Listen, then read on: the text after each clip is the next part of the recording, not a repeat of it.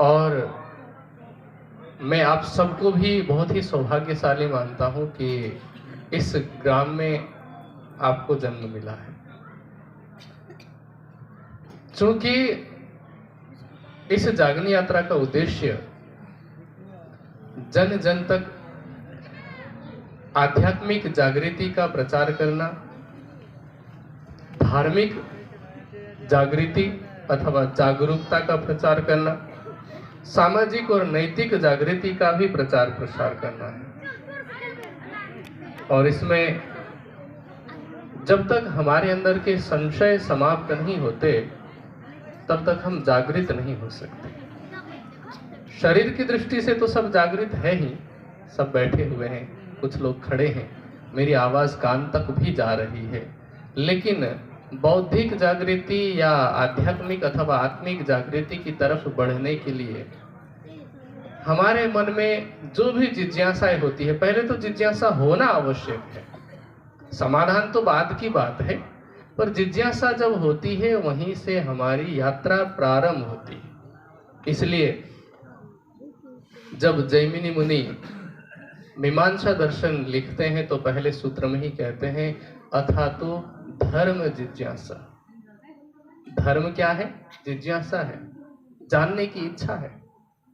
और व्यास जी जब वेदांत दर्शन लिखते हैं तो उसमें भी पहला सूत्र ही कहते हैं अथा तो ब्रह्म जिज्ञासा। ब्रह्म को जानने की इच्छा करनी चाहिए, ब्रह्म को जानने के बारे में जिज्ञासा होनी चाहिए।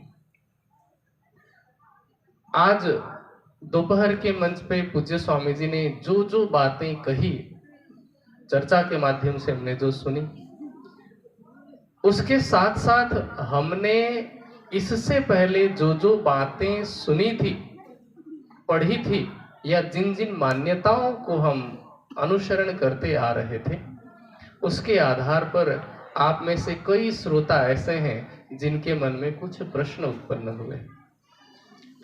प्रश्न उत्पन्न होना बहुत बड़ी बात मैं इसलिए मानता हूं क्योंकि श्रोताओं में दो तरह के लोग होते हैं, विद्यार्थियों में भी दो तरह के लोग होते हैं। एक होते हैं जिन्हें सब कुछ समझ में आ जाता है तो कोई सवाल नहीं होता, एक होते हैं जिन्हें कुछ भी समझ में नहीं आता है तब भी कोई सवाल नहीं होता। प्रश्न तो तभी नहीं उठता ना, या तो सब कुछ समझ में आ गया हो या फिर कुछ भी समझ में ना आया हो। अब सब कुछ समझ में आने की अवस्था तो हमारी इतनी जल्दी बन नहीं पाती, लेकिन प्रश्न हो रहा है, इसका मतलब यह है कि हम जानने की कोशिश कर रहे हैं। तो मैं आप सबका धन्यवाद देना चाहता हूं जिन जिन के मन में कुछ प्रश्न हो। अधिकांश लोगों के मन में ऐसा प्रश्न उठता है कि जो ग्रंथ यहाँ पर पधराया गया है, जिसे खोल करके उसके प्रकरण के आधार पर चर्चा की जा रही थी, या जिनके प्रकरणों का अभी कीर्तन के रूप में गायन किया जा रहा था, वो क्या है? ऐसा कौन सा ग्रंथ होगा? क्या कोई नया ग्रंथ लेकर के आए हैं? हमने तो 4 वेदों के बारे में सुना है। पूज्य स्वामी जी ने दोपहर में भी हमें ये बात बताई कि 4 वेद हैं, 6 दर्शन हैं, 11 आर्ष उपनिषद हैं, और गिनती में देखा जाए तो 108 उपनिषद हैं, 18 पुराणों, 18 उप पुराणों के नाम भी हमने सुना है। धार्मिक इतिहास के रूप में महाभारत और रामायण का नाम भी सुना है, और रामायण के आधुनिक रूपांतरण के रूप में रामचरितमानस का नाम भी सुना है। और यदि हम दूसरे पंथ की तरफ जाते हैं जिन्हें लोक व्यवहार की भाषा में अब्राहमी पंथ कहते हैं, जैसे मुसलमान हुए या यहूदी हुए या ईसाई हुए, ये इनको अब्राहमी मत कहा जाता है। तो इनके भी धर्म ग्रंथों के नाम हमने सुने हैं, इंजिल, जंबूर, तौरेत, कुरान इत्यादि। पर आप लोगों के मन में ये प्रश्न होना स्वाभाविक है कि ये कौन सा ग्रंथ है नया सा? नाम तो कहते हैं तारतम वाणी है, कुछ लोग स्वरूप साहिब कहते हैं, अलग अलग नामों से जानते हैं। क्या ये कोई नया ग्रंथ है, नई परिपाटी शुरू की है, या फिर कौन सी बात है? तो इसका समाधान, यदि आपने खुले हृदय से या खुली बुद्धि भी खुली रख करके दोपहर की चर्चा सुनी होगी तो आपको इसका समाधान मिलना आसान हो जाएगा। इसके उत्तर को सुनना या समझना आसान होगा। स्वामी जी ने एक बात कही थी कि सत्य वही है जो वेद सम्मत हो। ठीक है, इतनी बात तो समझ में आ गई थी। यदि यह ब्रह्मवाणी वेद विरुद्ध होगी तो सत्य नहीं मानी जाएगी। इस संसार में मैं ये कह सकता हूं कि मैं निजानंद के पथ का अनुगामी हूं, और इस कारण से तारतम वाणी में जो बात कही गई वो सत्य है, पर सार्वभौमिक दृष्टि से ये पक्षपात भी हो सकता है कि मैं अपने ग्रंथ को बड़ा कह रहा हूं, लेकिन यदि वेद सम्मत बातें हुई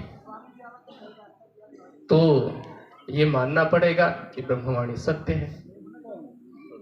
तो हमें ये समझना होगा कि क्या यह ब्रह्मवाणी कोई नया ग्रंथ है, इसमें बताई गई बातें कोई नई है, इसका सिद्धांत कोई नया है, इसकी विचारधारा नई है, या फिर हम जो मानते आ रहे थे उन्हीं में से कुछ है। तो मैं सदगुरु की कृपा से श्री प्राणनाथ जी की वाणी की ही छत्र छाया में इस प्रश्न का समाधान करने का प्रयास करता हूं। जैसा कि मैंने प्रारंभ में कहा कि धर्म या अध्यात्म को जानने की इच्छा करनी चाहिए, प्रश्न से ही अध्यात्म की यात्रा प्रारंभ होती है। और जिन्हें अध्यात्म के मूल प्रश्न कहे जाते हैं वो कौन से प्रश्न हैं? वे प्रश्न हैं, मैं कौन हूं, कहां से आया हूं, मेरी आत्मा का प्रियतम कौन है, कहां है, कैसा है, क्या लीला करता है, उसे पाने का मार्ग क्या है। ये आध्यात्मिक जगत के मूल प्रश्न कहे जाते हैं। अब मैं कौन हूं, इसका उत्तर देना बहुत मुश्किल नहीं है, बशर्ते हम अध्यात्म से जुड़े हुए हों। और मुझे लगता है कि हम सब जुड़े हैं, किसी न किसी विचारधारा से जुड़े तो हुए हैं। और हमें इतना पता अवश्य है कि हम शरीर तो नहीं है, शरीर हमारा अस्थाई है।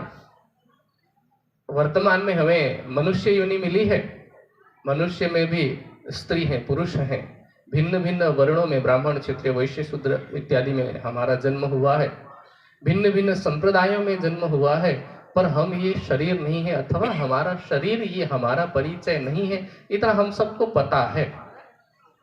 हाँ, ये अलग बात है कि हम स्वयं को शरीर मान करके ही सारे कर्म करते हैं। मेरी बात आपको आश्चर्यजनक लग रही होगी कि ये तो सच नहीं है, पर ये सच है। और मैं इतना दबावपूर्ण तरीके से इसलिए कह सकता हूं क्योंकि यदि मैं आपसे प्रश्न पूछूं कि हम प्रतिदिन भोजन जो करते हैं वो शरीर के लिए करते हैं कि आत्मा के लिए, आप तो कहेंगे शरीर के लिए। अच्छा, दिन भर जितने भी काम हम करते हैं उन सब के केंद्र बिंदु में शरीर रहता है कि हमारी आत्मा रहती है? तब भी आप कहेंगे कि शरीर ही रहता है। थोड़ा चिंतन करेंगे तो पता चलेगा, हम कमा रहे हैं खाने के लिए, खा रहे हैं शरीर के लिए, वस्त्र पहन रहे हैं शरीर के लिए, मनोरंजन के जितने भी संसाधनों का हम प्रयोग कर रहे हैं या जिन संसाधनों को हम पाना चाहते हैं, सुख अथवा भोग विलास के जिन संसाधनों को हम पाना चाहते हैं या पाते हैं या जिन्हें भोग रहे हैं, वे सब किससे जुड़े हुए हैं? सब के सब शरीर से। तो हम भले ही बोलचाल में कहने को ये कह दें कि हम शरीर नहीं हैं। मदालसा भी अपने बच्चों को ये लोरी गा करके सुलाती थी कि शुद्धोसी बुद्धोसी निरंजनोसी संसार माया परिवर्जितोसी। तुम शुद्ध बुद्ध चेतन स्वरूप हो, संसार की माया से तुम अलग हो जाओ। इतनी बात हमें ज्ञान से तो पता है, पर वो हमारे आचरण में नहीं है। लेकिन फिर भी इतना सरल सा सिद्धांत हम जान रहे हैं कि हम शरीर नहीं है, हम आत्मा है। हाँ, ये अलग बात है कि इस आत्मा को कोई अलग शब्द से प्रयोग करता है, कोई जीव कहता है, कोई चेतना कहता है, कोई होली स्पिरिट कहता है, कोई रूह कहता है,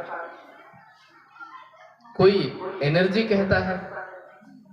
हालांकि ये एनर्जी नहीं है, ऊर्जा जड़ है, ऊर्जा का कोई स्रोत होता है। तो हमारी चेतना को केवल ऊर्जा कह करके संबोधित नहीं किया जा सकता, पर उसके अतिरिक्त जिन जिन शब्दों का हम प्रयोग करते हैं वो हमारी चेतना को, जिसे हम बोलचाल में आत्मा कहते हैं, उससे ही परिलक्षित करते हुए कहते हैं।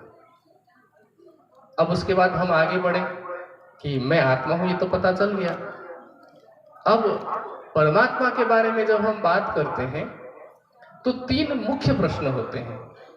उन्हें यदि एक वाक्य में मैं कहूं तो ऐसे कहा जा सकता है कि परमात्मा का धाम, उसका स्वरूप और उसकी लीला क्या है। अब जैसे मैंने धाम की बात की, धाम अर्थात घर अथवा निवास, तो आप कहेंगे कि वो तो इस संसार के कण कण में है, या अपने अपने सांप्रदायिक विचारों के आधार पर कोई कह सकता है कि वो कैलाश में है, कोई कह सकता है कि वह स्वर्ग में है, कोई कह सकता है कि वह वैकुंठ में है या क्षीर सागर में है, अथवा अनेक मान्यताओं के आधार पर विभिन्न स्थानों को कहा जा सकता है। उसमें जो सबसे महत्वपूर्ण विचारधारा है वैदिक दृष्टांत से या वैदिक सिद्धांत से, तो वो ये है कि इस संसार के कण कण में परमात्मा है। पर इस विषय में कभी हमने शायद ही चिंतन किया हो कि परमात्मा का स्वरूप इस संसार के कण कण में नहीं होता है। अब इस पर लोग तर्क करते हैं कि जैसे दूध के कण कण में घी का अस्तित्व होता है, ये अलग बात है कि उस घी को प्राप्त करने के लिए जमाना पड़ता है, मथना पड़ता है, लेकिन घी होता अवश्य है। ऐसे ही इस संसार के कण कण में परमात्मा है और उसे पाने के लिए योग, ध्यान, समाधि इत्यादि से मनन करना पड़ता है, मथना पड़ता है, तब हमें उसकी प्राप्ति होती है। ये तर्क दिया जाता है। पर यहाँ पर मैं एक बात स्पष्ट करना चाहता हूँ आपको। वैसे तो ये दर्शन शास्त्र का विषय है, पर मैं सरल उदाहरण दूंगा ताकि आपको बात समझ में आए। दूध में घी का दृष्टांत यहाँ पर अनुपयुक्त है, क्योंकि दूध और दही या घी दूध के ही विभिन्न रूप हैं। इस संसार की यदि बात करें, संसार में ब्रह्म की बात करें, तो दर्शन शास्त्र के अनुसार तीन प्रमुख कारण होते हैं। कार्य रूप ये संसार है, इसके तीन प्रमुख कारण हैं। एक कारण है निमित्त, दूसरा है उपादान और तीसरा है साधारण कारण। साधारण कारण को अभी एक तरफ रखते हैं, निमित्त और उपादान कारण की बात करते हैं। तो निमित्त कारण का तात्पर्य होता है किसने बनाया, वो निमित्त कारण है। और किन किन संसाधनों का प्रयोग करते हुए बनाया, किन किन पदार्थों का प्रयोग करते हुए बनाया, वो उपादान कारण के अंतर्गत आते हैं। जैसे कुम्हार घड़ा बनाता है तो कुम्हार निमित्त कारण हो गया, घड़ा क्रिया है, घड़ा वहां पर कार्य है। अब उस घड़े को बनाने में मिट्टी लगा है, पानी लगा है, चाक लगा है, धागा लगा है, ये सब क्या है, उपादान कारण है। फिर उसमें समय, पुरुषार्थ, ज्ञान इत्यादि साधारण कारण हो जाते हैं। तो कुम्हार निमित्त कारण हुआ, मिट्टी इत्यादि उपादान कारण हुए। अब आप बताइए कि क्या कार्य के अंतर्गत निमित्त कारण व्यापक हो सकता है या कार्य के अंतर्गत कर्ता व्यापक हो सकता है? कर्ता मतलब निमित्त कारण।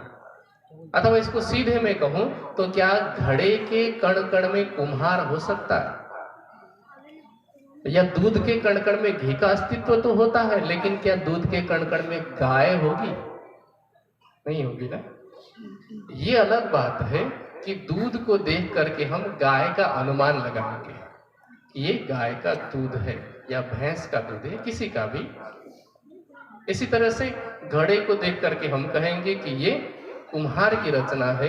इसी तरह इस सृष्टि के कण कण में परमात्मा नहीं है, पर सृष्टि उस परमात्मा की रचना है।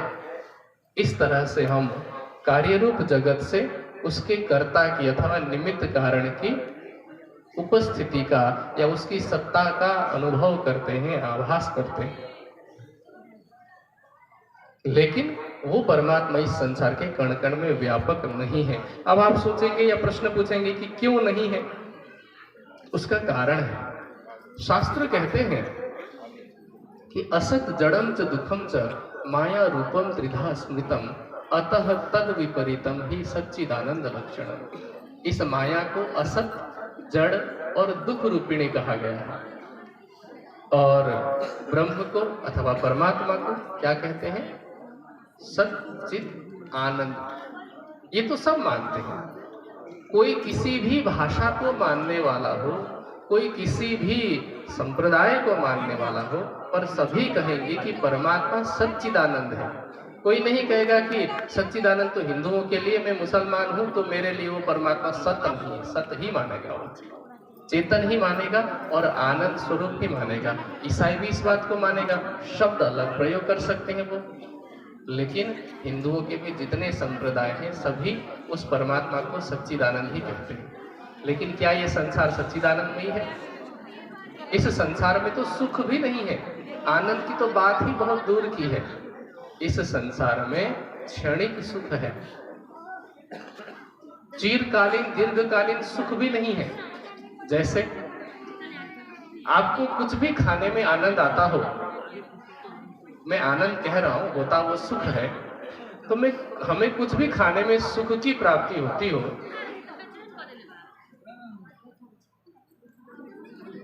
वो सुख कितनी देर तक रहता है? जब तक जीभ में है तब तक। उसके बाद वो दुख का कारण भी बनता है।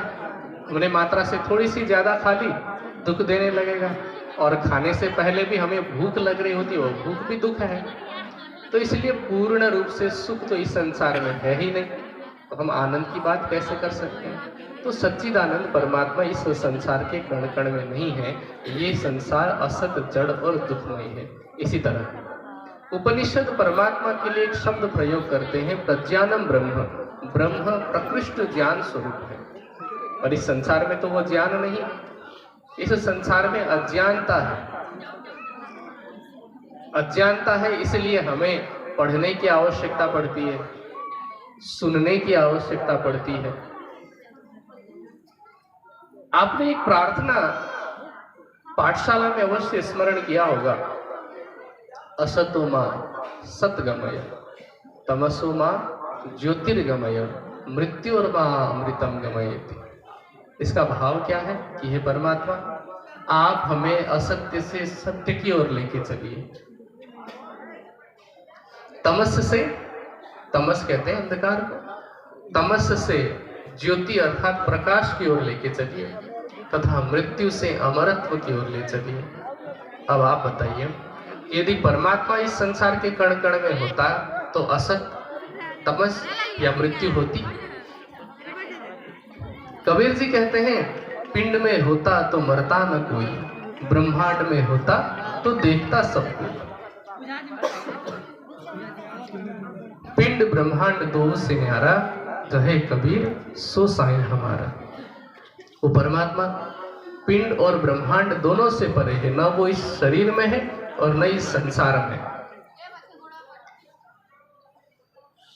जिन जिन पदार्थों का नाश होना है या जिस जिसका भी नाश होना है, परमात्मा उसमें स्वरूप से नहीं हो सकता। जैसे आप 2-3 गिलास अलग अलग ले लीजिए, जिसमें पानी भरिए, और उस पानी में किसी में नमक घोलिए, किसी में शक्कर घोलिए, किसी में फिटकरी घोलिए। आपको कैसे पता चलेगा कि किसमें नमक है, किसमें शक्कर है या किसमें फिटकरी है? कैसे पता चलेगा? स्वाद से, स्वाद अर्थात गुण से। पानी यदि खारा हो तो आप कहेंगे कि इस जल के कण कण में नमक है, मीठा हो तो कहेंगे शक्कर है, और कसेला हो तो कहेंगे कि फिटकरी है। इसका मतलब क्या हुआ कि जो जो भी गुण आप दिखेंगे उसके आधार पर द्रव्य का अनुमान लगाएंगे। अब यदि परमात्मा इस संसार के कण कण में व्यापक हो तो उसके गुण भी दिखने चाहिए। वो परमात्मा कैसा है? मैंने कहा सच्चिदानंद स्वरूप है, प्रज्ञान प्रकृष्ट ज्ञान स्वरूप है।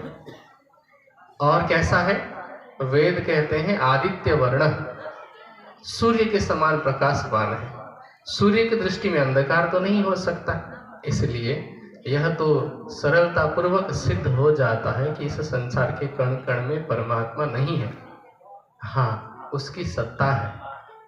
सत्ता अर्थात कि ये सृष्टि उसके द्वारा बनी हुई है, उसकी इच्छा के द्वारा बनी है, पर वो परमात्मा है तो कहीं और, कहाँ है? तो वेद कहते हैं तमसः परस्तात्, प्रकृति के अंधकार से वो परे है। इसी प्रकार से स्थान की तो बात हो गई कि वो परमात्मा कहाँ पर है। अब प्रश्न ये भी होता है कि स्वरूप कैसा है।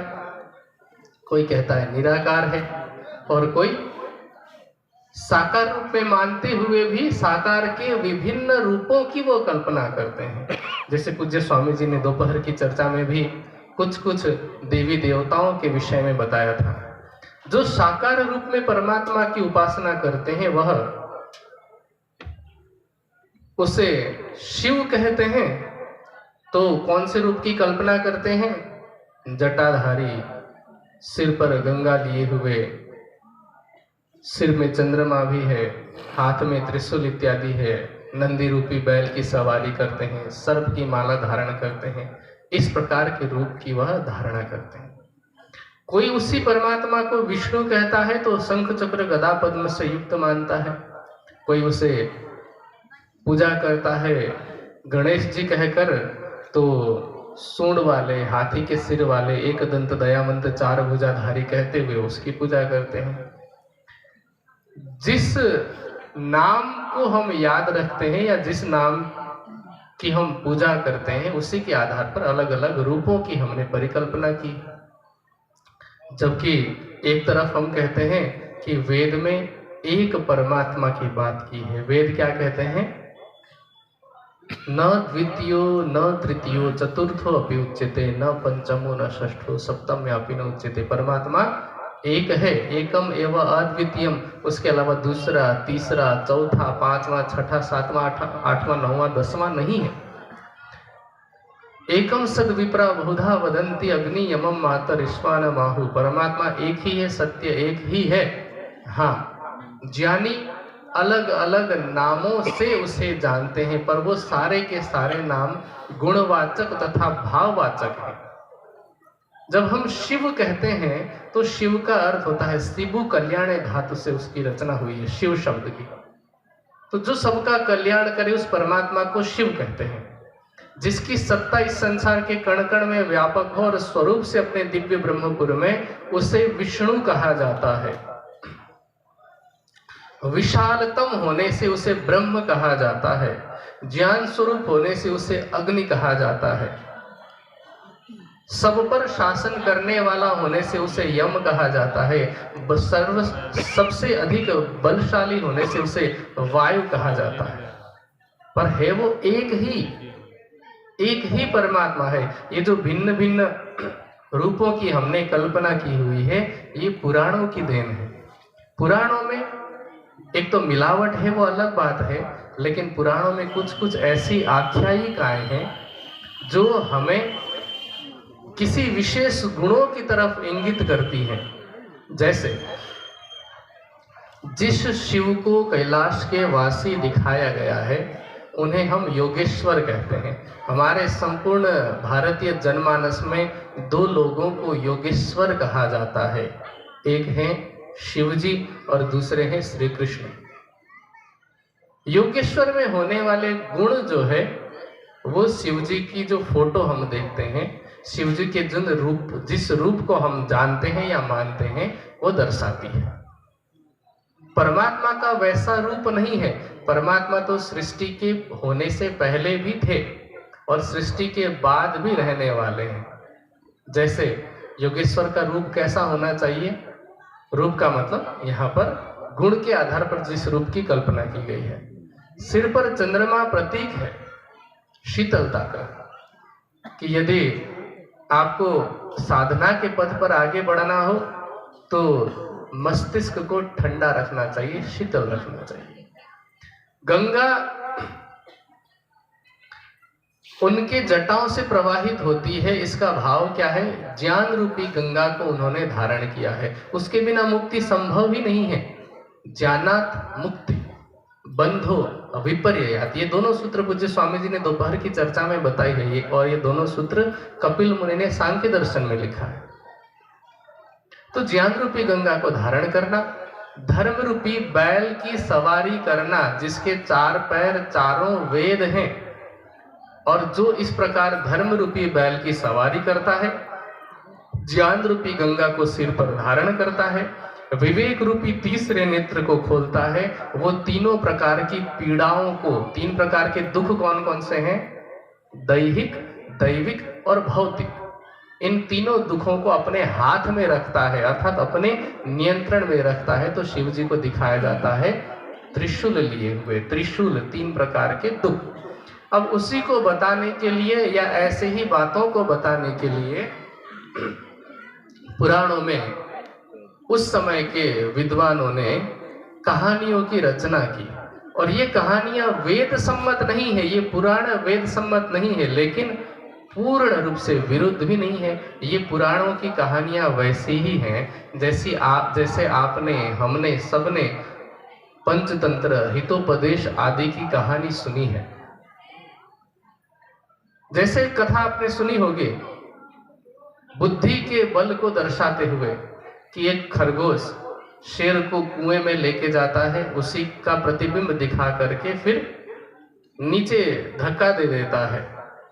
ये कथा केवल इतना बताने के लिए, हालांकि ऐसी कोई घटना हुई नहीं है जंगल में कभी, लेकिन हमें केवल ये बताने के लिए है कि बुद्धिर्यस्य बलम तस्य निर्बुद्धे तो कुतो बलम, वने सिंहो मदोन्मत्त शशकेन पराजिता, कि वन में कोई मदोन्मत्त सिंह था, उसको बुद्धि बल से खरगोश ने पराजित किया।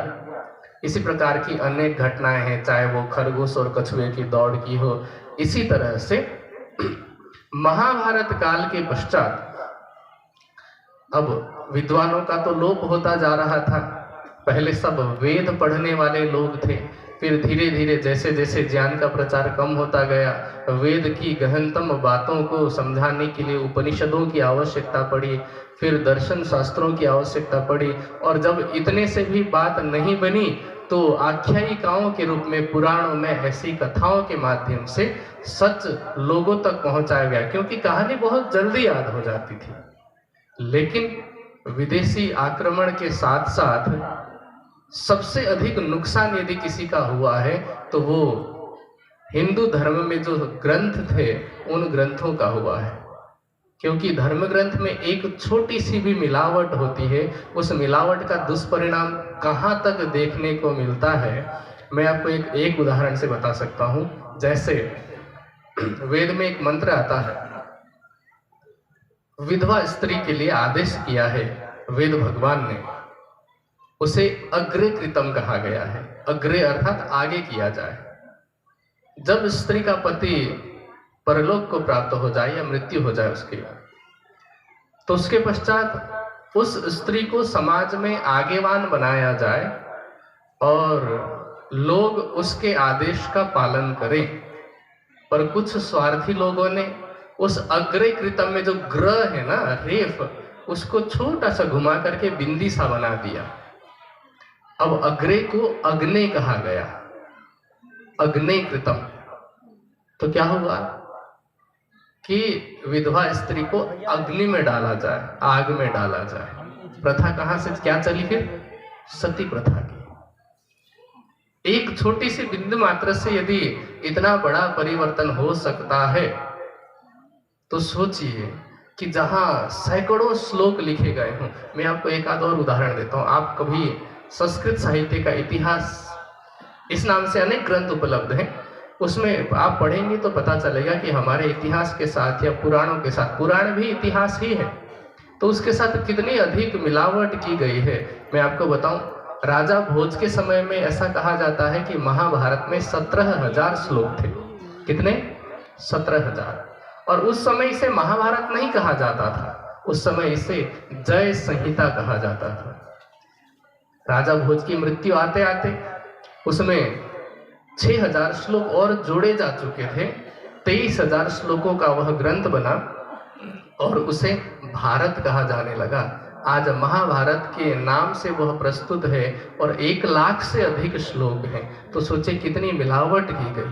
और फिर हमारे उन महापुरुषों को, मैं बार बार महापुरुष कहता हूँ, या जो देवी देवता हुए हैं, उन्हें बदनाम करने के लिए ऐसी ऐसी कहानियों की रचना कर डाली कि मैं आज से कुछ समय पहले, संभवतः 4-5 दिन पहले भी किसी कार्यक्रम में एक बात कह रहा था, और वो दुख के साथ मुझे कहना पड़ता है कि यदि कोई भी पढ़ा लिखा बुद्धिजीवी वर्ग पुराणों को पढ़ेगा तो वो कहेगा कि इन पुराणों में आग लगा दो। ऐसी ऐसी बातें उसमें लिखी हुई है, चाहे वो योगेश्वर श्री कृष्ण के चरित्र पर दाग लगाना हो, या मर्यादा पुरुषोत्तम राम के चरित्र पर दाग लगाना हो, या राम लक्ष्मण के चरित्र पर, माता सीता के चरित्र पर, पुराणों में ऐसी ऐसी बातें लिखी है जिसे आप सुनेंगे तो मुझे गाली देंगे, जबकि वो मेरा लिखा हुआ नहीं है। हुआ क्या है कि व्यास नाम के उपाधिधारी व्यक्ति ने, व्यास का अर्थ क्या होता है? व्यास कृष्ण द्वैपायन का नाम नहीं है, वो पद है। जैसे आप सब यहाँ तो पढ़े लिखे हैं, बलिया एक समय समझ लीजिए कि सर्वाधिक शिक्षित लोग यहाँ से निकलते थे, आर्य समाज के बड़े बड़े विद्वान यहाँ पर हुए। मैं कल भी आ रहा था तो एक ट्रक के पीछे बागी बलिया लिखा हुआ था। बागी मतलब विद्रोही। विद्रोही का मतलब ऐसा नहीं कि हर चीज का विरोध करने वाला, पर मैं समझता हूं कि जितने प्रबुद्ध नेता इस एक जिले ने दिए हैं, जितने IAS IPS ऑफिसर इस एक जिले ने दिए हैं, मुझे नहीं लगता कि कहीं और इकट्ठे इतने अधिक हुए होंगे, जहां तक मेरी जानकारी है।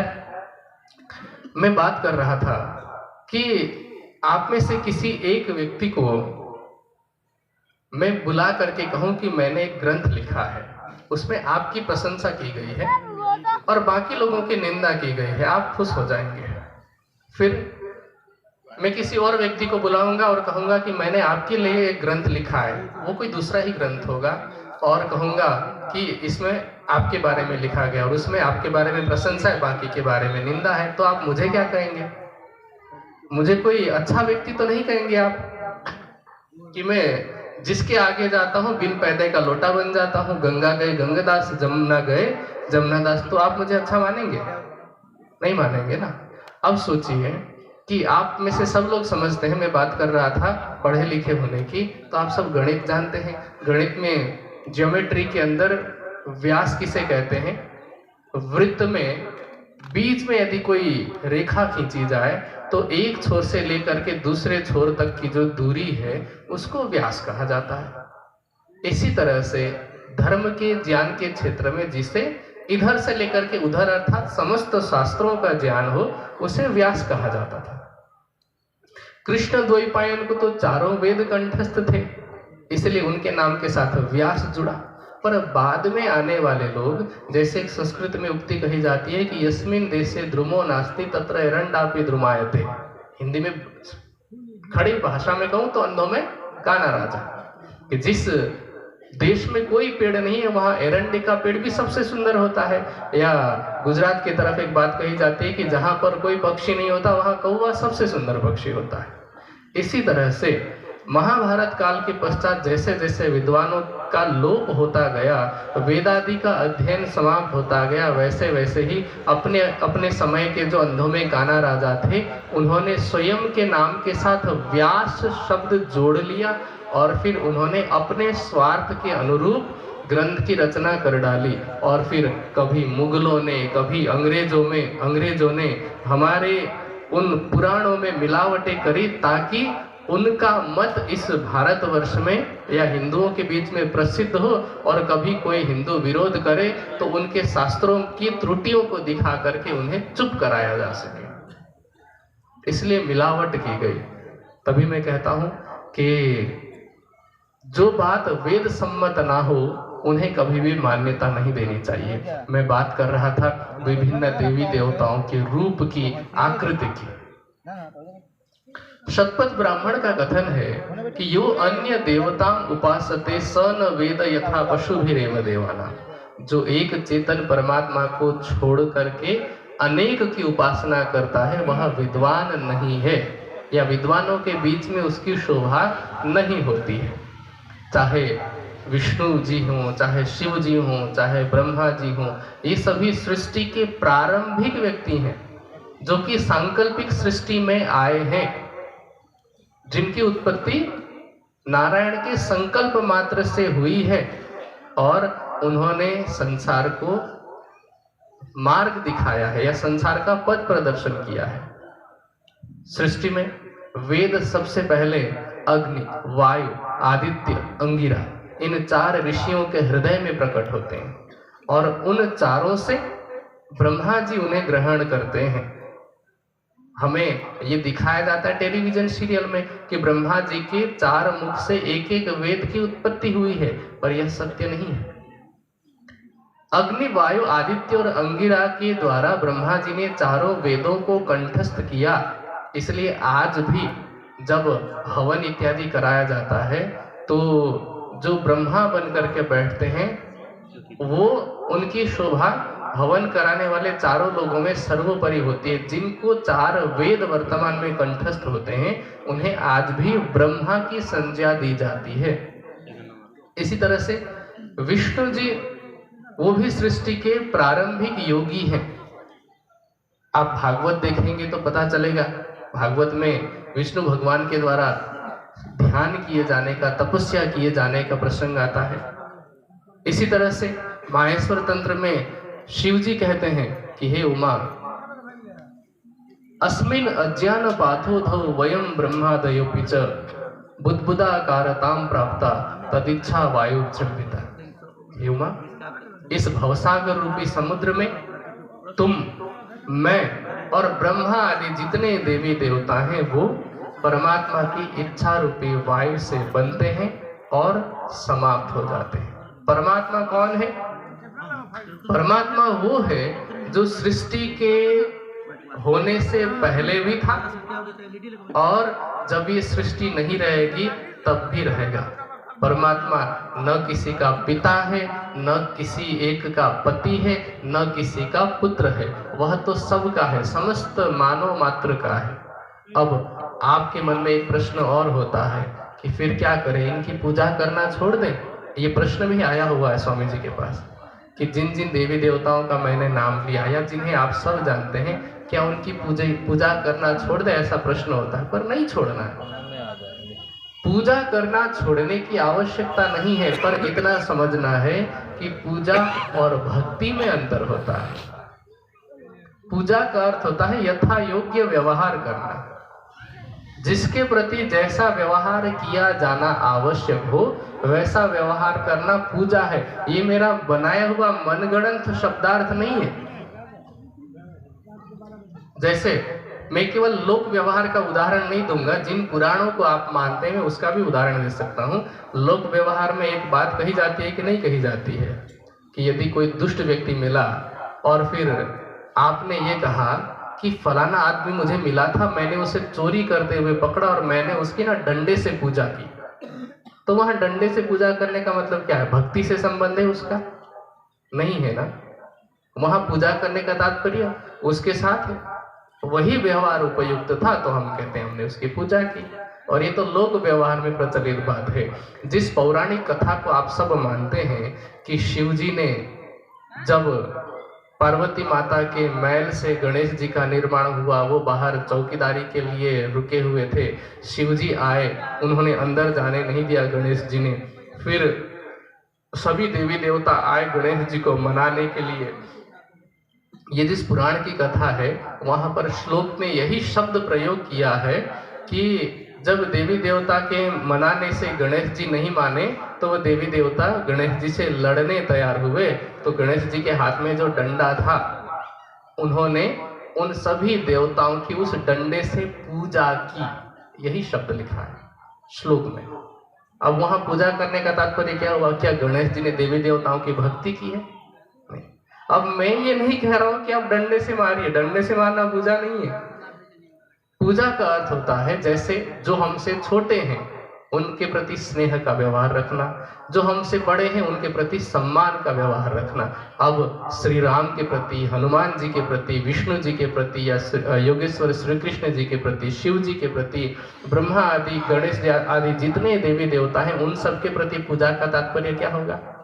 उन्होंने जो बात हमें सिखाई उसको हम माने, यही तो पूजा है ना, यही उनके प्रति हमारा वास्तव में सम्मान प्रकट करना होगा। हम बात तो उनकी एक ना माने और उनकी फोटो के आगे धूप जलाएं, उनकी फोटो के आगे आरती करें या उनकी परिक्रमा कर लें, उनको डिब्बे भर करके मिठाई ला करके चढ़ाएं कि हे भगवान मेरा ये काम कर दीजिए, ये पूजा नहीं है। पूजा का तात्पर्य ये है कि जैसे योगेश्वर शिव जी एक आदर्श गृहस्थ है कि नहीं है, उनका परिवार भी है लेकिन उसके बाद भी वो हमेशा ध्यान में तल्लीन होते हैं। इसी तरह से माया में रहते हुए, परिवार में रहते हुए हम उस परमात्मा को याद करें तो ये उनके गुणों की पूजा है। समझ रहे? विष्णु भगवान को आप देख लीजिए, विष्णु भगवान के बारे में ये बात तो प्रचलित है ना कि जब जब समाज में धर्म की हानि होती है तब तब वो आते हैं और समाज का या धर्म का कल्याण करते हैं। तो हम भी ये सीखें। एक तो वो भी ध्यान करते हैं, भागवत में प्रसंग आता है कि किस प्रकार वो ध्यान करते हैं, वो भी सीखना है। और दूसरा कि धर्म की रक्षा के लिए हमें जो करने की आवश्यकता है अपने तरफ से करें, वो है। इसी प्रकार ब्रह्मा जी ने चारों वेद कंठस्थ किए हैं, इसी तरह हम भी वेद आदि का अध्ययन करें, धर्म शास्त्रों का अध्ययन करें। ये उन लोगों की पूजा है। गणेश का अर्थ क्या होता है? एक कथा जो प्रचलित है मैंने संक्षेप में बताई। आप में से जितने लोग बैठे हुए हैं, आपसे मैं पूछूं, आज के विज्ञान के युग में, तर्क के युग में और शिक्षा के युग में, कि क्या पार्वती माता के शरीर से इतना मैल निकला होगा कि गणेश जी का शरीर बन गया? और ऐसा क्या किया कि गणेश जी जीवित हो गए और जीवित होते ही वो डंडा लेकर के बाहर खड़े हो गए? चलो बाद के दो प्रश्नों को हटा दीजिए। पहला एक प्रश्न, यदि कोई दूसरे संप्रदाय का व्यक्ति हमसे पूछे, कोई ईसाई या कोई मुस्लिम व्यक्ति हमसे पूछे कि तुम जिनको माता कहते हो, पार्वती माता कहते हो, उनके शरीर में कितना मैल था, आप क्या जवाब देंगे? जवाब नहीं होगा, है ना? इसका सरल भाव क्या है? ये एक आख्यायिका है। इस प्रसंग से हमें समाज में जो नेता होते हैं ना, या जिन्हें नेता होना चाहिए, उनके गुणों के बारे में बताया गया है। आपको इतना तो पता है कि इस संसार में जितने भी लोगों का जन्म होता है वो माता के मैल से ही होता है। पता है कि नहीं पता? अगर मैं खुल करके बात करूं अध्यात्म के मंच से, तो जिस समय कोई स्त्री गर्भवती होती है उसके बाद मासिक धर्म बंद हो जाता है, और वही जो खून मासिक धर्म में बहता है उसी से बालक के शरीर का निर्माण होता है। तो हम सब माता के मैल से ही बने हुए हैं, अकेले गणपति नहीं है। पर दिखाने के लिए, अब जैसे ही मैल कहा, लोगों ने ये धारणा बना ली कि बाहर से मैल रगड़ करके कोई शरीर बनाया होगा, स्थूल। ऐसा नहीं है। और अब गणपति का अर्थ क्या होता है? गण कहते हैं समूह, जो समूह का नेतृत्व करता हो वो गणपति है। और एक जो परमात्मा है उसके लिए भी गणपति शब्द प्रयोग हुआ है वेद में। जैसे गणा नाम तो हम गणपतिम हवामहे, प्रियाणाम तो हम प्रियपतिम हवामहे, निधि नाम तो हम निधिपतिम हवामहे। वो परमात्मा सभी गणनीय अगणनीय पदार्थों का स्वामी है, इसलिए उसका नाम भी गणपति है। पर जिस गणपति को हम जानते हैं वो इस संसार में नेता में होने वाले गुणों के बारे में बताया जा रहा है कि उसका गुण कैसा होना चाहिए। हाथी की तरह विशाल सिर, मतलब बड़ा दिमाग होना चाहिए। सिर मस्तिष्क का यहाँ पर प्रतीक है। इसी तरह से हाथी के चबाने के और दिखाने के दांत अलग अलग है, ऐसा बोलते हैं। तो नेता के भी दो तरह के व्यवहार होने चाहिए। दो तरह का व्यवहार मतलब मैं ये नहीं कह रहा कि बोले कुछ और करे कुछ और, जैसे आज के नेता हैं वैसे नहीं। दो तरह का व्यवहार का तात्पर्य क्या है कि जब वो नेता है तो उसके लिए पूरे देश जो है या पूरा राष्ट्र है उसका परिवार है। जब वो घर आ रहा है तो उसका व्यवहार अलग हो। लेकिन आजकल इसका उल्टा होता है। एक व्यक्ति यदि सांसद बन गया तो उसके दूर के रिश्तेदारों का भी जीवन सुरक्षित हो जाता है। सब लोग करोड़ों में खेलने लगते हैं, क्योंकि आजकल के नेता पर्सनल लाइफ और प्रोफेशनल लाइफ में अंतर करना नहीं जानते। उनको लगता है कि ये तो अब हमारा कमाने का धंधा हो गया। लेकिन गणपति ये सिखाते हैं हमें कि सामाजिक व्यवहार हमारा अलग होना चाहिए और पारिवारिक व्यवहार अलग होना चाहिए। इसी तरह से बड़ा पेट क्या है, यहाँ पर यदि एक नेता होता है, अब उसके नेतृत्व में सैकड़ों, हजारों, लाखों लोग भी हो सकते हैं। कोई उसे अच्छा कहेगा, कोई उसके निर्णय को बुरा कहेगा। उसे सबकी बात सुननी होगी, हाथी के बड़े कान की तरह और बड़े पेट की तरह सबकी बात को हजम भी करना होगा। बड़ा व्यक्ति वही बन सकता है या नेतृत्वकर्ता वही बन सकता है जो छोटी छोटी बातों पर प्रतिक्रिया ना दे, उन बातों को हजम कर जाए। तो ऐसा व्यक्ति ही सच्चा नेतृत्वकर्ता अर्थात गणपति बन सकता है। ये गुण हमें उस चित्र से या उस आकृति से सीखना चाहिए। वास्तव में इस प्रकार की घटना नहीं हुई है, पर पुराणों में इस प्रकार की आख्यायिकाओं से समाज को सिखाने के लिए उस समय के विद्वानों ने ऐसी घटना बना करके लिखी। इसी तरह से सभी देवी देवताओं का वही हाल है। तो हमें यदि इनकी पूजा करनी है तो कैसे करनी है? इनके गुणों का हम सम्मान करें, उनका स्मरण करें और उनके द्वारा बताए गए मार्ग पर चले। जैसा कि हमारी नीति कहती है, महाजनों ये न गत सपंथा, महापुरुष जिस मार्ग पर गए हैं उसी मार्ग का हमें अनुसरण करना चाहिए। अब प्रश्न ये होता है कि चलिए पूजा की तो बात हमने सुनी, भक्ति क्या है? भक्ति के विषय में योगेश्वर श्री कृष्ण जी गीता में कहते हैं कि भक्ति कैसी होनी चाहिए? पुरुषः स परः पार्थ भक्त्या लभ्यस्तु अनन्यया। कि हे अर्जुन, उस उत्तम पुरुष परमात्मा को पाना है तो कौन सी भक्ति होनी चाहिए? अनन्य भक्ति। अनन्य मतलब क्या होता है? इतना तो सब समझते हैं, न अन्य इति अनन्य, अर्थात जैसा भाव आपका अपने आराध्य के प्रति हो वैसा भाव अन्य किसी के प्रति भी न हो। अर्थात एक चेतन परमात्मा की भक्ति हमें करनी चाहिए और वैसा भाव किसी के प्रति भी अन्य नहीं होना चाहिए। जैसे एक पतिव्रता स्त्री होती है, वो सम्मान सबका करती है, लेकिन जो प्रेम उसका पति के प्रति होगा वैसा प्रेम अन्य किसी के प्रति नहीं हो सकता, हो ही नहीं सकता। और यदि होता है तो फिर उसे पतिव्रता कह नहीं सकते। इसी प्रकार हमारी आत्मा का जो प्रियतम है वो एक परमात्मा है। हमारी आत्मा का जो पति है वो केवल एक परमात्मा है। यह आत्मा का पति कहने का तात्पर्य इस संसार के स्त्री पुरुष की तरह ना समझे। पति शब्द के विभिन्न अर्थ होते हैं। पति का अर्थ मालिक होता है, पति का अर्थ रक्षक होता है। पाह त्राणे धातु से पति शब्द की रचना होती है। तो हमारी आत्मा का जो पति है वो एक है, तो हमें उसी से प्रेम करना चाहिए। जब हम ध्यान करें तो उसी का ध्यान करें, स्मरण करें तो उसी का स्मरण करें। हाँ, इन महापुरुषों का चित्र यदि आप अपने घर में रखते हैं तो वैसे ही रखें जैसे कि इनमें ये गुण हैं जो मुझे अपनाना है, इन्हें अपना आदर्श माने, पर उनके आगे अगरबत्ती या दीपक जलाना पूजा नहीं है। और जिसे आप परमात्मा मान रहे हैं उसके आगे भी अगरबत्ती दीपक की आवश्यकता नहीं है। ये तो एक परंपरा बनी है, और परंपराएं, सभी परंपराएं अनुकरणीय नहीं होती है। आजकल तो जो अगरबत्ती जलाया जाता है, मैं समझता हूं कि सिगरेट से भी अधिक केमिकल उन अगरबत्तियों में होता है। पहले की तरह धूप इत्यादि जलाते तो फिर भी ठीक था, घर सुगंधित होता है उससे और कीटाणु भी मरते हैं। पर आज पूजा के नाम पर जो अगरबत्ती जलाई जाती है, थोड़ी देर में खांसी आनी शुरू होती है। सोचे मच्छर मर जाते हैं उससे, तो आपको कुछ ना कुछ तो नुकसान करेगा, तो उसकी आवश्यकता तो है ही नहीं। सुगंधी के लिए आप कुछ और कीजिए, फूल भी रख सकते हैं। और आरती की बात करें तो एक परंपरागत रूप से आरती की जाती है। किसी समय में हवन किया जाता था, धीरे धीरे हवन का प्रचलन लुप्त होता गया, अब उसकी जगह आरती ने ले ली।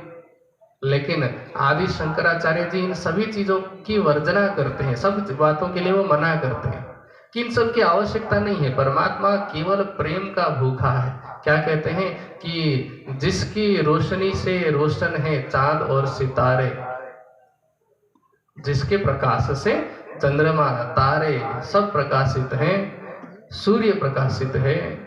कहते हैं महा अंधेर है तुमको जो दीपक दिखाऊं मैं। समझ रहे मेरी बात? तो वो परमात्मा ही है जिसके प्रकाश से या जिसकी सत्ता से सब प्रकाशित है। उसे दीपक दिखाने की आवश्यकता नहीं है। हाँ, घर पे उजाला होना चाहिए, प्रकाश होना चाहिए। उस परमात्मा को भोग की भी आवश्यकता नहीं है, नैवेद्य इत्यादि की भी आवश्यकता नहीं है। वो तो भाव का भूखा है, प्रेम का भूखा है। हाँ, ये अलग बात है कि हमारे ऋषि मुनियों ने एक परंपरा डाली थी कि जब हम भोजन करें तो जिसकी कृपा से हमें भोजन उपलब्ध हो रहा है उसे याद करें कि परमात्मा आपकी कृपा से मुझे ये वस्तु उपलब्ध हो रही है। तो ये प्रचलन था। अब आज ये सारे प्रचलन तो विपरीत होते जा रहे हैं और हमने उसके स्थान पर भोग, आरती, परिक्रमा इत्यादि करना प्रारंभ कर दिया है। परमात्मा से यदि प्रेम करना है, आप एक स्थान पर बैठिए, प्रेम पूर्वक बैठिए, आंख बंद कीजिए। जैसे योगेश्वर शिव ध्यान लगाते हैं वैसे ही आंख बंद करके ये भाव लीजिए कि वो तो हमारे कहाँ है, हृदय में, हमारे सबसे निकट है। उससे प्रेम करना, सोचिए, प्रेम लक्षणा भक्ति से आसान कुछ नहीं है और दूसरी दृष्टि से देखें तो उससे मुश्किल भी कुछ नहीं है। क्योंकि आसान मैं इसलिए कह रहा हूं क्योंकि आपको अगरबत्ती जलानी हो, आपको उठना पड़ेगा, माचिस खरीदनी भी पड़ेगी, अगर नहीं होगी तो अगरबत्ती भी खरीदना पड़ेगा, जलाना पड़ेगा। लेकिन प्रेम करना है परमात्मा से, आप जहां बैठे वहीं प्यार से याद कीजिए, वो आपके हृदय में बैठा है। कृष्ण जी क्या कहते हैं, ईश्वर सर्वभूतानां हृदय देशे अर्जुन तिष्ठति। सबसे आसान है। भोग लगाना फिर भी मुश्किल है क्योंकि एक तो हम बोलते अलग है, देते अलग है। हम भोग में जब भोग बोलते हैं तो उसमें किन किन परिकारों का, किन किन व्यंजनों का नाम होता है, लेकिन सामने तो वो रखा नहीं होता है। खैर, जब प्रेम करना हो परमात्मा से तो उन वस्तुओं की भी आवश्यकता नहीं है। प्रेम से उसे याद कीजिए, भाव से उसे याद कीजिए। इसलिए मैं कहता हूं कि प्रेम करना सबसे आसान है, पर मुश्किल इसीलिए लगता है क्योंकि लोग सोचते हैं कि कोई भी फोटो रखी है, सामने दिखती है, अगरबत्ती जला देना आसान है, लेकिन आंख बंद करके ध्यान करना बहुत मुश्किल है। प्रारंभ में मुश्किल लगेगा, अंधकार ही दिखाई देगा, मन इधर उधर भागेगा, पर कुछ तो परिश्रम करना पड़ेगा। हाँ, उसके लिए फिर उपाय होता है, प्रक्रिया होती है। योग की जो प्रक्रिया हमारे ऋषि मुनियों ने विभिन्न दर्शन शास्त्रों के माध्यम से, ग्रंथों के माध्यम से दी है, उसे जब हम व्यवहारिक रूप में लागू करते हैं प्रैक्टिकली, तो धीरे धीरे हमें बात समझ में आती है। फिर वही काम इतना सरल लगने लगता है और फिर जब उसमें आनंद आने लगता है तो अन्य किसी भी वस्तु में या किसी भी विषय में आनंद नहीं आता है। आज मैं आपको बात बताऊं, स्वामी जी को यदि आप पूछें कि स्वामी जी, पूरी पृथ्वी को सोने से मढ़ दिया जाए, उस पृथ्वी का राज्य आपको दिया जाए और कहा जाए कि आप आज से ध्यान करना बंद कर दीजिए। अब आपके पास दो विकल्प हैं, स्वामी जी के पास दो विकल्प हैं कि या तो आप स्वर्ण जड़ित पृथ्वी को चुने या 1 घंटे के ध्यान को चुने। वो कहेंगे कि मैं लात मारता हूं ऐसे पृथ्वी को, मुझे ध्यान प्रिय है। समझ रहे? उसमें जो आनंद आता है न मैं बता पाऊंगा ना आप समझ पाएंगे। ये वैसा ही है जैसे गूंगे को गुड़ दिया जाए और फिर पूछा जाए कि स्वाद कैसा है, बताओ। भर्तृहरि जी कहते हैं, समाधि निर्धुत मलस्य चेतसो निवेशितस्य आत्मनि यत् सुखम भवेत् न शक्यते वर्णयितुं गिरा स्वयं तदंतःकरणे न गृह्यते। कि समाधि की अवस्था में जिस आनंद का अनुभव होता है उसे जिह्वा से वर्णित कर पाना संभव नहीं होता। जो ग्रहण करता है, जो उसे लेता है, वही उसका स्वाद जान सकता है। अब यदि सब लोग गूंगे हों और गुड़ का स्वाद बताना हो तो उपाय क्या है कि सबको गुड़ दे दिया जाए, चखेंगे, देख लेंगे। इसी तरह से यदि आपको भी उसमें आनंद की प्राप्ति करनी होगी तो फिर उस मार्ग का अनुसरण करना ही होगा। इसके अतिरिक्त क्या कहते हैं, न अन्य पंथा विद्यते अनाया, और कोई रास्ता और कोई पंथ या मार्ग ही नहीं है। इसलिए वेद, दर्शन, उपनिषद के आधार पर हम ये बात जाने और माने कि सबसे पहले तो परमात्मा एक है, दूसरा कि वह सच्चिदानंद है, और चूंकि वह सच्चिदानंद है, प्रकृष्ट ज्ञान स्वरूप है, तो वह इस संसार के कण कण में स्वरूप से व्यापक नहीं है, सत्ता से व्यापक है। उसको पाने का मार्ग है प्रेम लक्षणा भक्ति, जो कि गीता में श्री कृष्ण जी ने कही है। और चूंकि मैंने बात प्रारंभ की थी इस ब्रह्मवाणी से कि ब्रह्मवाणी क्या है, अब अभी मैंने जितनी भी बातें बताई वो विभिन्न धर्म ग्रंथों में निहित है, पर उन सभी धर्म ग्रंथों में बताए गए मोतियों को एक सूत्र में यदि पिरो करके माला के रूप में बनाना हो तो उसके लिए सुई और धागे का काम करती है यह ब्रह्मवाणी। यदि ये ब्रह्मवाणी नहीं होती तो शास्त्र तो पहले से ही है, धर्मग्रंथ पहले से ही है, पर मैं इस बात को पूरे दावे के साथ कह सकता हूं कि परमात्मा के धाम, स्वरूप, लीला और उसको पाने के मार्ग के विषय में जिस सटीकता के साथ निजानंद दर्शन स्पष्ट बात करती है, उस सटीकता के साथ तारतम वाणी से रहित कोई व्यक्ति, कोई सिद्धांत, कोई परंपरा ये बात नहीं कर सकते। इसलिए ये प्राणनाथ जी की वाणी की महिमा है और इसी महिमा को प्रचारित करने के लिए, प्रसारित करने के लिए पूज्य स्वामी जी ने सन 2005 में श्री प्राणनाथ ज्ञानपीठ की स्थापना की। 5 के अंत तक स्थापना हो गई थी। 5 कमरों के साथ सबसे पहले 12 विद्यार्थी आए, जिनमें आचार्य विजय जी हैं। मैं स्वयं भी आचार्य विजय जी के लगभग 1 महीने या 1.5 महीने के बाद आया था और उन 12 विद्यार्थियों से शुरू हुई ज्ञानपीठ की पाठशाला धीरे धीरे बढ़ते बढ़ते वर्तमान में मैं समझता हूं कि हमारे पास श्री प्राणनाथ ज्ञानपीठ के पास स्वामी जी के ही मार्गदर्शन में व्याकरण के आचार्य हैं। आचार्य मतलब मास्टर, MA किया हुआ है ना। व्याकरण के आचार्य हैं, दर्शन के आचार्य हैं, वेद के आचार्य हैं। जो आचार्य शशांक जी दोपहर में मंच का संचालन कर रहे थे वो वेद के आचार्य हैं। विजय जी व्याकरण के आचार्य हैं। मैंने स्वयं दर्शन से आचार्य किया है। इसी तरह से मेरे सामने, मेरे पास बैठे हैं, ये जन्म से हम दोनों भाई हैं और उस परमात्मा की कृपा से स्वामी जी के सानिध्य में हम दोनों को आगे बढ़ने का अवसर मिला।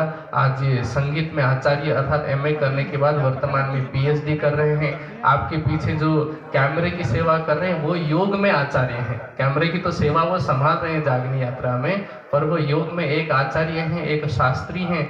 इसी तरह से निजानंद दर्शन के भी प्रचारक हमारे पास हैं। तो इतने ही नहीं, वर्तमान में भारत और भारत से बाहर विभिन्न स्थानों में इसी प्राणनाथ जी की वाणी के प्रचार प्रसार के लिए विभिन्न प्रचारक हैं और ज्ञानपीठ जो 5 कमरों के साथ प्रारंभ हुआ था, वर्तमान में यदि 5000 लोग भी ज्ञानपीठ में आते हैं। हमारे यहाँ वार्षिक उत्सव होता है, प्रत्येक सितंबर 14 से 20 का होता है। उसमें लगभग 5000 लोग उपस्थित होते हैं, देश विदेश से आते हैं। उन सब की व्यवस्था वहीं पर की जाती है। और इसी वर्ष 2025 में पूज्य स्वामी जी ने एक धार्मिक आध्यात्मिक विश्वविद्यालय के निर्माण की भी घोषणा की है। विश्वविद्यालय जहां निःशुल्क में सभी वर्ग के, सभी वर्ण के लोगों को धार्मिक आध्यात्मिक शिक्षा दी जाएगी, ताकि जो हमारी विचारधारा है, जो वेद, दर्शन, उपनिषद, योग, भारतीय संगीत और श्री प्राणनाथ जी की वाणी की विचारधारा है, वो जन जन तक पहुंचे और एक प्रकार की आध्यात्मिक क्रांति आए। और विश्वविद्यालय का निर्माण तो भविष्य में होगा ही, निकट भविष्य में, मैं बहुत दूर की बात नहीं कर रहा हूँ। परमात्मा ने चाहा और आप सबका सहयोग रहा, या जो लोग मेरी बात सुन रहे हैं इंटरनेट के माध्यम से भी, तो सबके सहयोग से अगले 3 से 5 वर्ष में विश्वविद्यालय प्रारंभ हो सकता है। लेकिन वर्तमान में भी श्री प्राणनाथ ज्ञानपीठ की दर्जन भर से अधिक शाखाएं भारत के विभिन्न राज्यों में हैं, जहां से धर्म प्रचार का कार्य चल रहा है। और सन 2005 से लेकर के अब तक श्री प्राणनाथ ज्ञानपीठ ने 125 से अधिक साहित्य समाज को दिए हैं, आध्यात्मिक साहित्य, जिसमें वेद, दर्शन, उपनिषद, गीता, इन सभी विषयों पर धर्म ग्रंथ या साहित्य लिखे हुए हैं। आहार के ऊपर लिखा हुआ है, ध्यान पर है, कई स्वामी जी के प्रवचनों का संग्रह है, श्री प्राणनाथ जी की वाणी के सभी ग्रंथों की टीका उपलब्ध है। और श्री प्राणनाथ ज्ञानपीठ की हमारी एक वेबसाइट भी है SPJIN के नाम से। उस वेबसाइट पर जितने भी साहित्य उपलब्ध हैं उन्हें आप 249 भाषाओं में पढ़ सकते हैं। हिंदी के साथ साथ में भोजपुरी, अंग्रेजी, संस्कृत, जितनी भी भाषाओं का नाम आपको याद होगा, संभवतः वे सभी भाषाएं हमारी वेबसाइट पर उपलब्ध है, जिन पर आप उन ग्रंथों को पढ़ सकते हैं। उसी नाम से यूट्यूब भी है, जिसमें वर्तमान में संभवतः 40-41 हज़ार के आसपास लोग जुड़े हुए हैं। जो जैसे अभी जो चर्चा चल रही वो भी लाइव जा रही है। 2200 के आसपास वीडियो उसमें उपलब्ध है, जिसमें धर्म के विभिन्न पहलुओं के बारे में बताया गया है, या ध्यान के बारे में, योग इत्यादि के बारे में बताया गया है। तो ये हमारा प्रयास है कि समाज में वह आध्यात्मिक क्रांति हो, और उसी प्रयास के मद्देनजर ये जागनी यात्रा भी आयोजित की गई है। 60 दिवसीय जागनी यात्रा है, 2 महीने की, जिसमें आज संभवतः 55वां दिन है, और ये हमारा सौभाग्य है कि हम इस धर्मधरा पर आए हैं। अब चूंकि पूज्य स्वामी जी भी मंच पर पहुंच चुके हैं, मेरा भी समय पूरा होता है। मैं आपसे अंत में यही आग्रह करूंगा कि निजानंद दर्शन की इस ज्ञान धारा को आप और अधिक जाने और अधिक गहराई से जाने, और आगे जब पूज्य स्वामी जी के साथ प्रश्नोत्तरी का सत्र होगा तो वह सत्र भी इस ज्ञान के वर्धन में उपयोगी होगा। इसी शुभकामना के साथ मैं अपनी वाणी को विराम देता हूँ। सबको प्रणाम।